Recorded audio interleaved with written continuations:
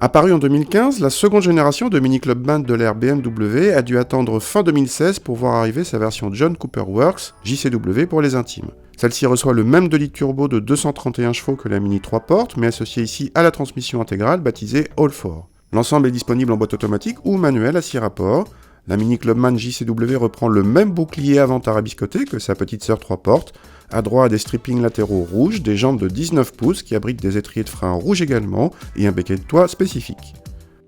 A l'intérieur, on retrouve bien sûr la planche de bord des autres Mini, avec le grand compteur rond central, les interrupteurs chromés et une bonne qualité de présentation depuis la troisième génération de Mini moderne arrivée en 2014. Cette version JCW a droit à des sièges baquets au bon maintien latéral, des décorations noir brillant et des inserts façon carbone. À l'arrière, l'habitabilité permet d'accueillir correctement 2 adultes. Le coffre s'ouvre en 2 fois, pas très pratique. Il peut embarquer un peu moins de 400 décimètres cubes selon nos mesures.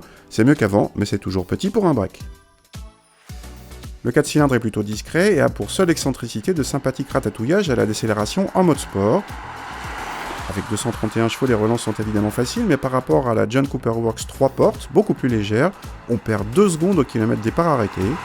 La motricité est pourtant impeccable grâce aux 4 roues motrices, mais la commande de boîte n'aime pas beaucoup être brusquée.